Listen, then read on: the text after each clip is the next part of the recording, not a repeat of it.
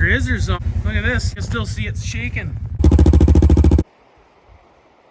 I think I found the spot. Could that be the pine tree from the 1930s? This is the camp we stayed at. Yeah, and that's the wood stove. So there goes Andy in the Teryx4. Okay, here's where she gets sketchy and steep. Whoa! Look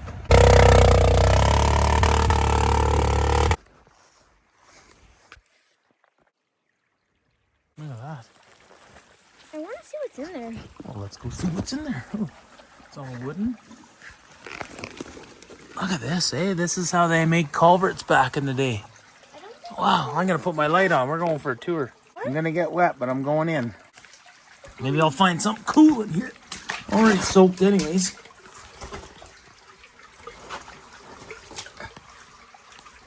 Can you see? Oh yeah. Hey, what's that up there? Oh, it's caved in, I think. Tight squeeze, folks.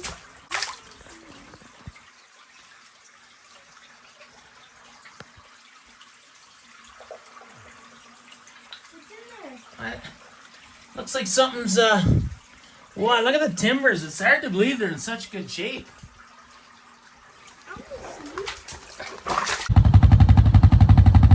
Well, the sun came out the next day, so we decided to do a second tour of duty back into South Esk. Team Teryx stuck. You've seen it right here, folks. Team China's all hooked up.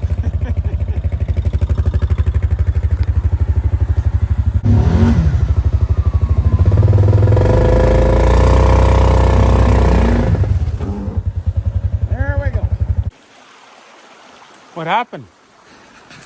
Oh, I never knew the trail kept going from here. Oh. I'd always driven by this trail, but I'd never taken it all these years. So we went down and it just ended up turning into a horse trail right on the other side of the creek. So we just turned around and continued on.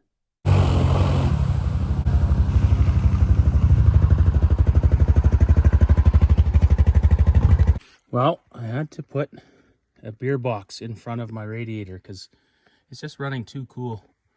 We're smelling a little bit of burning oil the odd time, and it could be because I put a little extra oil in it, or it could just be because it's running so cool and the oil's getting past my rings. I don't like it running at 122 and 105 degrees. You know, it needs to be warm, right? So anyway, this should help a bit. I thought that was a grizz or something. Look at this. Just sitting here, you can still see it's shaking. Yeah, I got that on the camera. Tree just fell over where we're sitting here.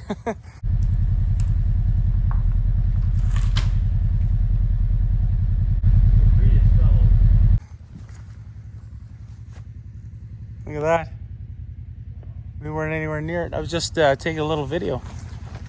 And that just goes to show you how easy it is to get yourself killed out here. Just having a tree fall over like that, land on your head, that'd be the end of you.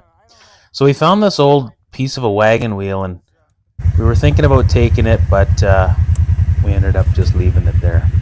So I was driving down the trail, and all of a sudden my exhaust just got super loud. So I stopped and I got out and I looked, and I couldn't see the tip. I thought it was broken off. Well, it was broke off, but I thought it had fallen back on the trail. So I went looking for it, and I had my GPS going, so I was retracing my steps and I couldn't find anything. So I went back and I ended up just jamming a bunch of beer cans in the end. I just put one in at first.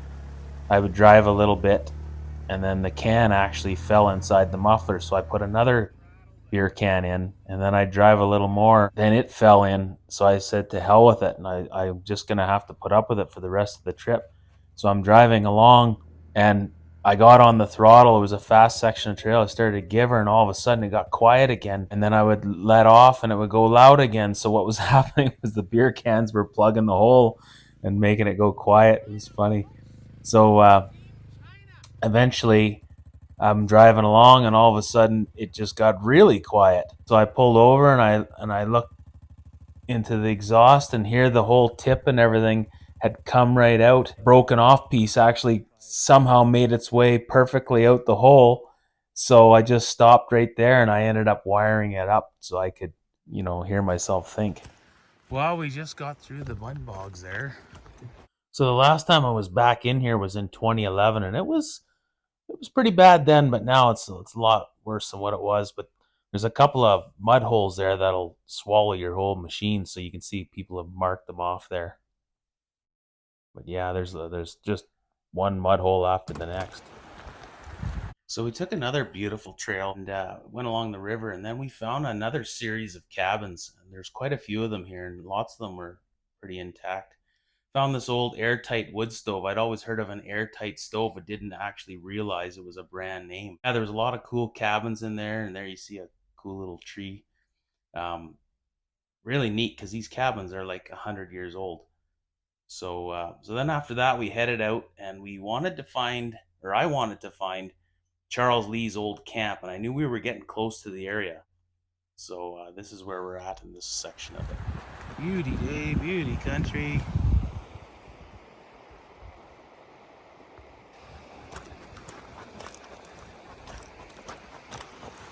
Found a bunch of old cabins. Pretty good stuff. Well, it's hard to beat this view. We're gonna go down there and have a drink.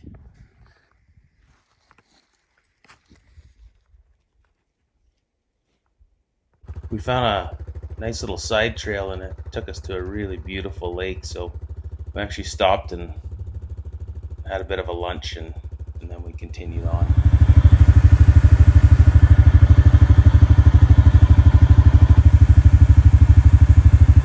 See the old burn over there. Forest fire, I think is what that is. So I'm gonna go and try to find the spot where Charles Lee was camping with his family in the 1920s, and I think it's over there. We're gonna go see. Okay, I was thinking it might be in this field, but actually it may be over there because I just looked at the picture again. Gotta keep searching here.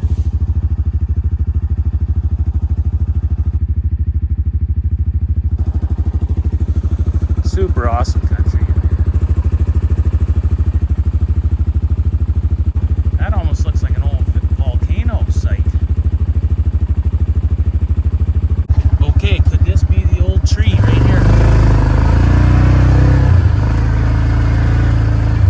That might be it. I'm trying to find the exact spot where they camped. There was an old tree from 1930. That could definitely be it. So I was having a hard time pinning down the exact spot. So I'm looking around for this tree and looking at the old pictures from the 1930s. And then I could hear Andy saying that he had found something. And yeah, what he ended up finding was a little gold mine of old cans, and basically a dump from, well, 100 years ago, back when they actually used to have an old ranger cabin back here. And I had the pictures on my phone at the time as well, but I didn't know that this was the location of that cabin. So that was really cool. We actually found the spot where the cabin was, and I had pictures from, back in the 1970s and 80s of what it looked like, and as well as 100-year-old pictures. So we looked around there and grabbed a few artifacts. I mean, it's just a dump. I don't mind taking some of that stuff because it's just endless there. But found a cool old flashlight. I remember them when I was a kid. Yeah, it was just pretty neat. So each of us took our little stash of bottles and cans, and then we went continuing on looking for the old campsite. Wow, is this ever nice in here? Really, really nice camp.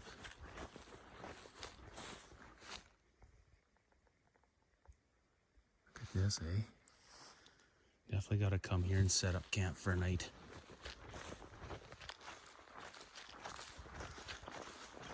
Still looking. Oh yeah, look at the chimney pipe in here. Cool, the old chimney pipe is still, or somebody's chimney pipe is in there. That's an old fire pit. Look at that, eh? That pipe's not that old. Cool. Okay, well, I think I found the spot because it only shows one tree in the meadow. And look at this. What do we have here? Could that be the pine tree from the 1930s?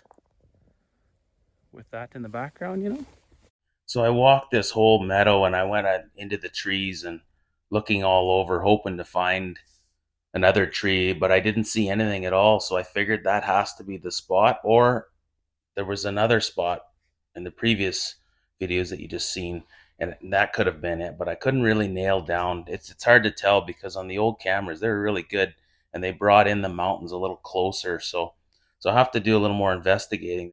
Well, I seen this little horse trail from where we were, so I went and walked it. And this, I'm pretty sure this is the camp we stayed at. Yeah, and that's the wood stove that was here. The old wood stove is still here. Look at that. Yeah, this is the camp. So we took that little trail. Cool. Because the guy gave us a tip. He said there was a hidden little campsite in here. It's been like, that was in 2011 we stayed here. That's super neat. Yeah, this must be it.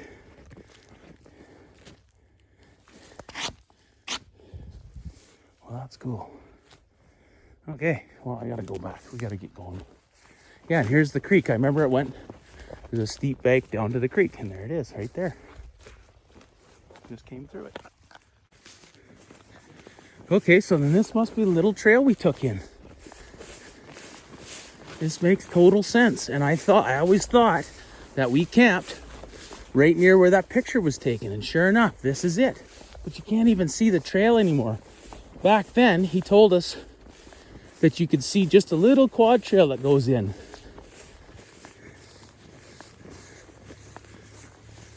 Yeah, okay, I remember now we went in that way. Cool. Really, really neat. So this is that little trail, okay. Yeah, the little camp's right in there. This may even be where they camped instead of the other spot. I'll have to check it out later. Okay, so there's the old cast iron wood stove that was at that camp. And then that's it right there back in 2011. So you can see it's in rough shape now. And there's the old fire pit. Doesn't look like it's been used in a lot of years. And then here's a picture from 2011 when we camped there. Let me tell that story. So in August of 2011, we went on a 3-day pack trip back into the same area, Ruby Falls, etc. And there was 6 of us, and Chevelle was 7. That was my new side-by-side at the time, some Ting Wong, and my new Jeep. It was brand new. And there you can see my buddy and I are wearing the same shirt and the exact same jogging pants. It was funny because like it wasn't planned. We wore the exact same clothes. So anyways, we went out. And oh yeah, there you can see the cabbage. We packed everything up, but we didn't have the cabbage packed, so I kept throwing it in there, and it kept falling out on the trip. It was funny. It rolled down the mountain, and then we'd strap it back in there. So first I took them up to the top of Harris Mountain, and that's actually overlooking the old town site of Mountain Park and also the coal mine that I worked at. So while we were up there, I actually met a fellow. His name's Wally. He lives in Cadomin. It's funny because every time I seen the guy before I met him in person was always on the top of a mountain or in the mountains somewhere around there. Finally met him there last summer. So we had a heck of a long way to go. We were going all the way to Ruby Falls. That was going to be where we spent our first night to set up camp. So I took them on a whole series of trails. It was just a hell of an adventure just getting there. But eventually we made it to the falls and we set up our tents. And I never liked to sleep in a tent. I was always scared of bears. Like I didn't like the idea of a bear coming and getting me in my tent, and that's ultimately what happened to those 2 that just got killed in Banff last summer. So I always slept by the fire because an old native fellow, Indian fellow, he told me that he said if you sleep by the fire, a bear will never come around, right? So that's why I always did that. Well, anyways, that night I'm sleeping by the fire. It was a beautiful night. It was a full moon. You could hear the waterfalls, a big waterfall, just 3-minute walk from where we were camped. Anyways, yeah, so it's just beautiful night. It was just what dreams are made of. Everybody went to bed. I slept, put down my sleeping bag beside the campfire. Chevelle, she's not a snuggler, but when we go out camping, she'd always snuggle right up. It's like she's trying to keep me warm or something. And anyways, I wake up to her moving around, and I look over to my left, and right by my head there's fire. My sleeping bag's on fire. So I jump out of there, and it's like a big full-on snowstorm. There's hail coming down, snow. Like it was just a beautiful August night, and it went from that to snowstorm. Typical when you're in the mountains, right? So Chevelle's already jumped ship, and I'm scrambling to get out of that sleeping bag, and The sleeping bag was okay, but I had a chair set up and I had all my clothes. I didn't bring much for this trip, right? Just enough for a couple of days. And all my clothes, or most of it, that was drying off, including a brand new rain jacket I had, everything blew in the fire. Chair, clothing, pants, socks, it all burnt. So the next day, all that was left was this little piece of material which looked like an Air Force hat. So I put it on and I was just clowning around taking pictures. And I actually wore that thing in my side-by-side. It was funny. Every time we'd stop and see a group on the trail, everybody would see that hat. They'd be they couldn't even look me in the eye. They were just like staring at this hat, but I was just keeping a straight face. And actually, Andy told me he's seen me back in there. I only met him once before that, once or twice. And I still don't remember it, but Andy says he met us on the trail back in there, so that was pretty cool. So we went back into South Esk and we stopped at that chimney and all of that stuff on that trip as well. I remember like we ran into a few of those mud holes along the way and they weren't that bad at the time. So it's getting pretty late in the day and we're way the hell back in there and we run into these two hunters and we're looking for a camp for the night, right? And one of the hunters said that there was a little trail. He said, keep on going. There's a little trail to the right. And he says, just follow it in and you'll find a little camp in there. And there's a creek right close by. So we went up and sure enough, we found this little trail and in it went. And that's this camp that I was showing you. This is the pictures from 2011. And it's funny because I took almost the exact same photo last summer. I must have been standing in the same spot. The difference was the first one was an iPhone 4 and this one's an iPhone 13. But yeah, just funny.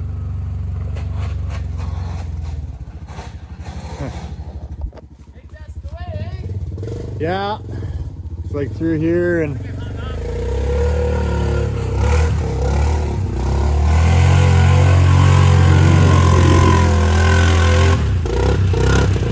Yeah, you're good. Oh, you're not good. You went and straddled it, I bet, eh? Yeah. Yeah, I got stuck. Yeah. Oh yeah. Yeah. Okay. So we started heading back and you can hear my back brakes are right down to the steel. They're making horrendous noises.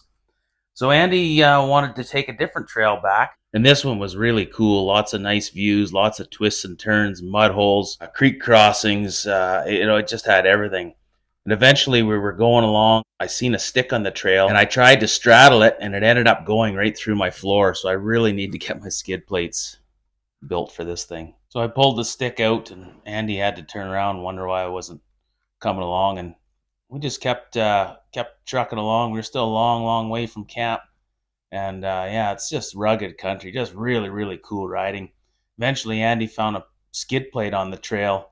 So we thought maybe we could patch up my floor when we got back to camp. So I packed it out of there. At this point, it was just about dark, and we could hear a quad buzzing around down on the road below us. So when we got there, it ended up being a sheep hunter. Here we are in the middle of nowhere, and it's pitch black, and we kind of come up to somebody. So I grabbed my bear spray and threw it in my back pocket because you never know who you're going to meet out here, right?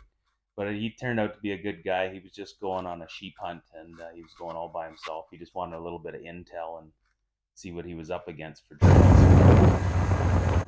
So we made it back to camp with no issues, and then the next day it was just beautiful out. So we took a drive, and destination was try to get up to Cadomin Mountain. Took the beer box out from the rad, running 167 coming up the switchbacks there.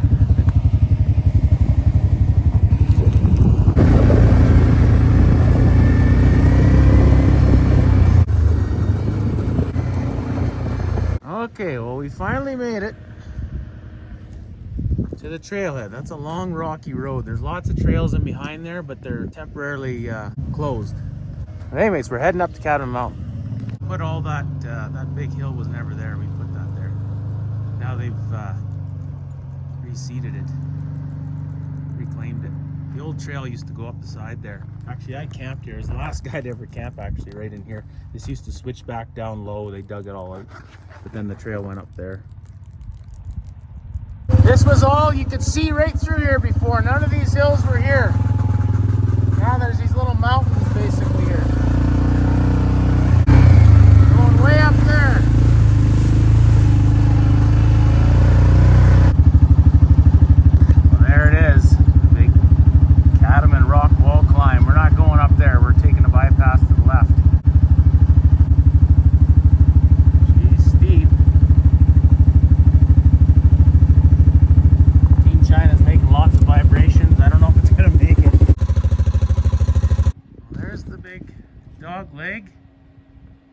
rock wall climb. Okay, so this picture's back in 2014 in my old Pace Aero motorhome. I used to camp at this spot when I worked at the mine. And that's looking up towards the Cadomin rock wall climb, aka the dog leg. You can see where it shoots off to the right. That's that steep section. We're trying to take a bypass to go around it. And then we're trying to make it to the peak of Cadomin Mountain. So there goes Andy in the Teryx4 up the steep section. Here we go. Okay, here's where she gets sketchy and steep, where it's hard to even walk down it. He's already spun out there. It's real rutted.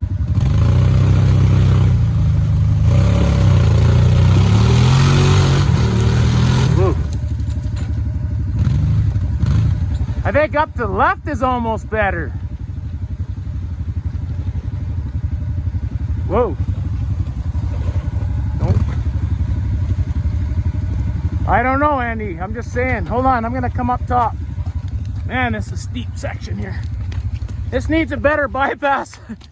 Beer cans flying out. Yeah, we'll take one more try and then get the shovel out. Like, it's just so rutted, eh? That's the problem to get up through here. Whoa, whoa, whoa, whoa, whoa.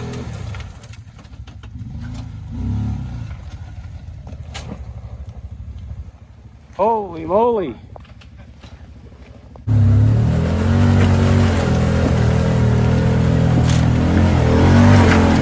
Whoa.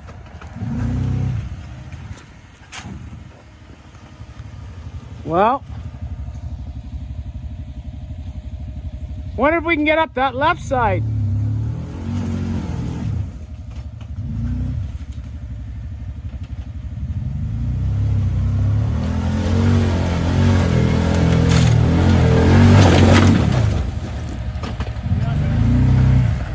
Frame keeps hitting there.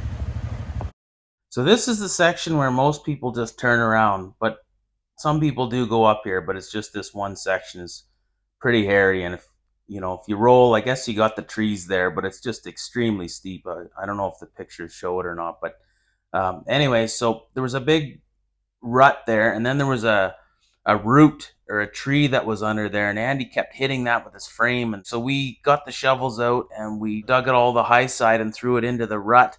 But before we did that, we put a bunch of big rock in the rut so that it actually had something to hang on to. Okay, well, we filled it in. It's quite a bit better than it was. Hopefully he can make it.